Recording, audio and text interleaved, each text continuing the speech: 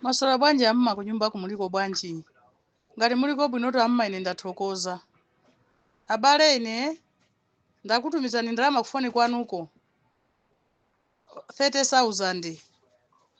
Amma chonde mukangochoka kovota lachiwiri. Chonde amma mukavote mwanzeru. Mutaona chaka chino mene tavutikira ni njala mukavote mwanzeru. Mukangochoka kovota kwa 30,000 imene mukagule nkhuku. Mukayiphike mukadye. Mukamuvotere ndani Peter Mutharika. Ndipo mukavota Peter Mutharika nkhuku yo mukayigule ni ndiwo imene mukadye. Mwaniva siku lina Peter yakupasani nsima. Chonde abale anga mwaoza zing'ono anga onseyo ku Malawi ko chonde ndagwira mwendo wanu. Madata ndilibe ko nganakuzani masana onseyo nangogulira kumene madata mfoni mwangama.